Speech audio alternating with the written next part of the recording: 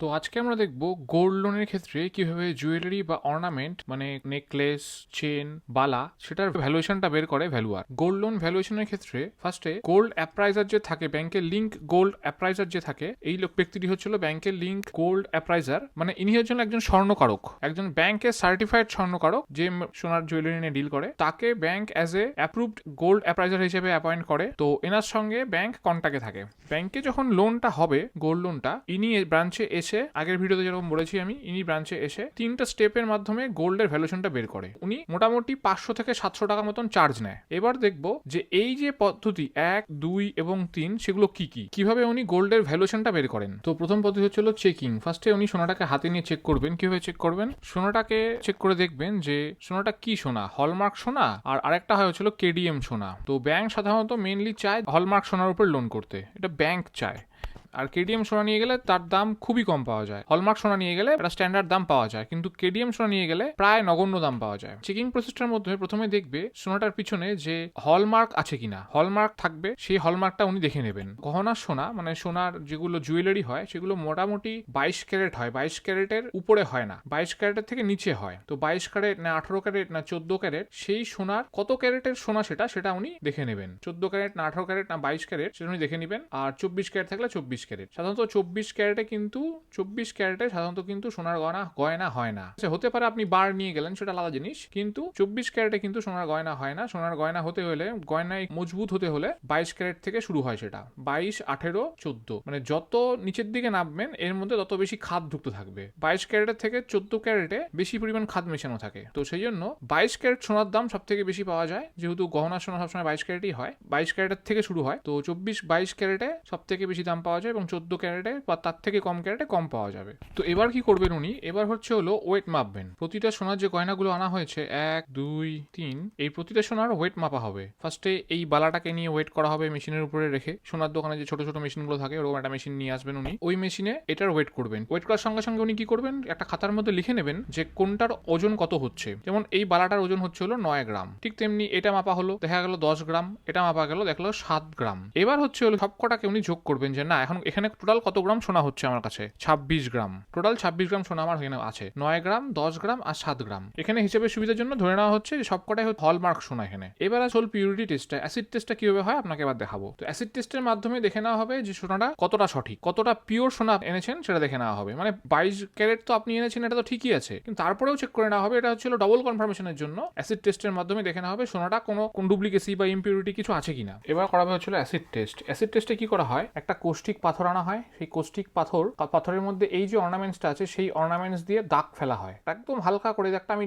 Deep করে দেখিয়েছি ঠিকই, কিন্তু খুবই একটা হালকা দাগ ফেলানো হয়। তারপরে কি করা হয়? একটা অ্যাসিড, সেটা সালফিউরিক অ্যাসিড হতে পারে, নাইট্রিক অ্যাসিড হতে পারে, কোনো কনসেন্ট্রেটেড অ্যাসিড, ধোয়া বেরোচ্ছে এরকম টাইপের অ্যাসিড, এইখান থেকে 2-4 ড্রপ এই সোনার উপরে ফেলা হয়। সোনার যে দাগটা কাটা হলো এইটার উপরে ফেলা হয়। যদি এটা সোনা হয়, এবার সোনার একটা বিশেষ ধর্ম আছে যে ও কারোর সঙ্গে রিয়াক্ট করে না, কারোর সঙ্গে কোনো বিক্রিয়ায়ও যায় না, কারোর সঙ্গেও ঝামেলায়ও যায় না, কোনো কিছুর সঙ্গে বিক্রিয়া করে না, ও অ্যাজ ইট ইজ থেকে যায়। তো ঠিক এই পরীক্ষাটার ক্ষেত্রেও সেম ধর্ম অবলম্বন করে ওই এর মধ্যে যতই যা দেওয়া হোক, নাইট্রিক অ্যাসিড, সালফিউরিক অ্যাসিড, যাই কঠিন অ্যাসিড, ঘন অ্যাসিড দেওয়া হোক না কেন, এর উপরে ও একদম সেম থেকে যাবে। অথচ তার পরিবর্তে যদি অন্য কোনো একটা আইটেম থেকে যদি এরকম একটা দাগ ফেলা হতো, তাহলে কিন্তু হলুদ কালার দেখতে সোনার মতন, কিন্তু সোনা না। সেই ক্ষেত্রে যখনই এর মধ্যে এই অ্যাসিডটা দেওয়া হবে, তখনই কি হবে? ও এরকম ডিজলভ হতে শুরু করবে, মানে হচ্ছে হলো মিশে যেতে শুরু করবে। এটার যে দাগটা দেওয়া হয়েছিল সেটা মিশে যাবে, ফলে বোঝা যাবে অ্যাসিডের সঙ্গে এটা বিক্রিয়া করে এটা মিশে যাচ্ছে। অথচ কিন্তু অরিজিনাল যে সোনাটা আছে এটা কিন্তু মিশবে না। এইভাবে সোনার জেনুইননেসটা চেক করা হয় হচ্ছিল অ্যাসিড টেস্ট দিয়ে। এইবার দেখবো কিভাবে ভ্যালুয়েশনটা ফাইনালি বেরোয়। তো আমরা যেটা দেখলাম সেটা হচ্ছে হলমার্ক চেকিং এর মাধ্যমে হলমার্কটা চেক করে নিয়ে দেখে নেওয়া হলো যে এটা 22 ক্যারেট সোনা কিনা। তারপরে ওয়েট করে দেখে নেওয়া হলো কত গ্রাম সোনা আছে, 26 গ্রাম টোটাল সোনা আছে, সেটা বের করে নেওয়া হলো। তারপরে অ্যাসিড টেস্ট করে দেখে নেওয়া হলো সোনাটা সঠিক কিনা, অন্য কোনো ধাতু না তো, সোনাই তো, দেখে নেওয়া হলো। এবার কথা হচ্ছে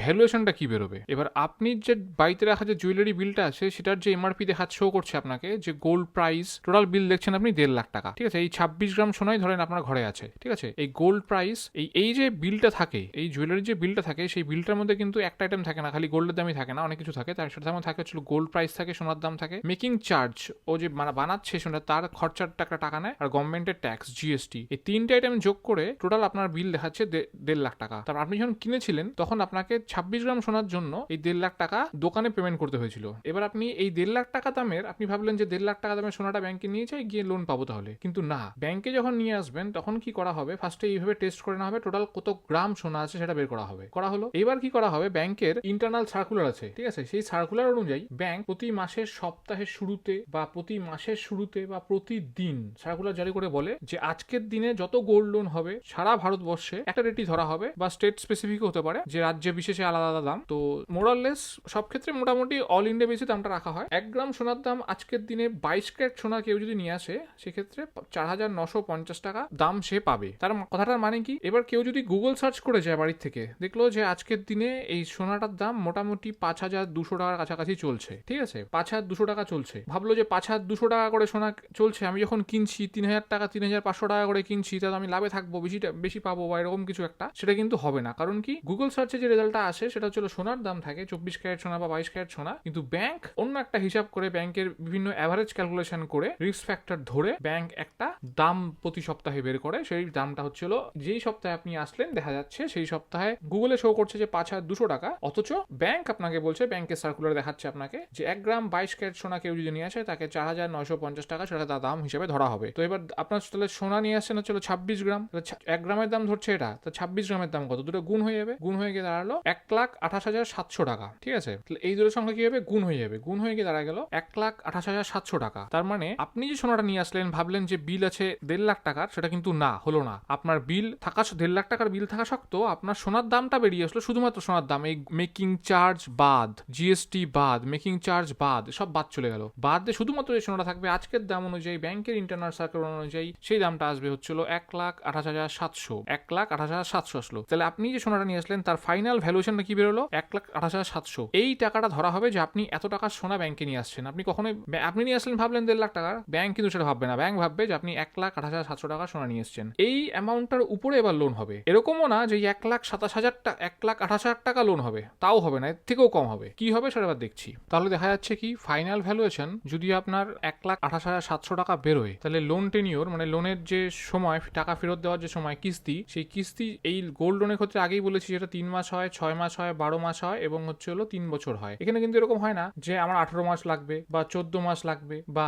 7 মাস লাগবে বা 10 মাস লাগবে, এরকম কিন্তু কোনো টেনিওর হয় না, কোনো কিস্তি কিন্তু হয় না। ডাইরেক্ট যা নিয়ম আছে সেটা হচ্ছে হলো 3 মাস, 6 মাস, 12 মাস, 3 বছর। এটা কিন্তু 90% ব্যাংক বা প্রাইভেট যে কোম্পানি আছে যারা গোল্ড লোন দেয় তারা কিন্তু মোটামুটি এই নিয়মটাই মেনে চলে। এর বাইরেও কিছু আছে যারা হয়তো করে থাকতে পারে, সেটা আমার নলেজে নেই। তো মোটামুটি আমরা এটা ধরেই চলবো যে এই টেনিওরে মোটামুটি আমাদের লোনটা শোধ করতে হবে। তো আপনি এইবার লোনের যা টেনিওর আছে 3 মাস, 6 মাস, 12 মাস, 3 বছর, এই প্রতিটা টেনিওরের উপর ভিত্তি করে এটা কিন্তু একটা মার্জিন রাখা হয় যে 70% লোন করা হবে, এই টাকাটা 70% লোন দেওয়া হবে। এই টাকাটা 70% মানে কত, হলো 90,090 টাকা। ঠিক তেমনি এই ক্ষেত্রে কত, এই ক্ষেত্রেও তাই 90,090 টাকা। 12 মাসের ক্ষেত্রে মার্জিনটা সব থেকে কম থাকে, 65% থাকে, সেক্ষেত্রে অ্যামাউন্টটা খুবই কমে যায়, 83,655 টাকা। আর 3 বছরের ক্ষেত্রে হাইয়েস্ট মার্জিন পাওয়া যায়, সেটা হচ্ছিল 75, মানে হচ্ছিল 25% কেটে দিয়ে ওরা 96,525 টাকা আপনাকে লোন দেবে। এবার আপনি এটা টাইম মতন এর উপরে ইন্টারেস্ট দিয়ে টাইম মতন সব টাকা শোধ করে দেবেন, ব্যাস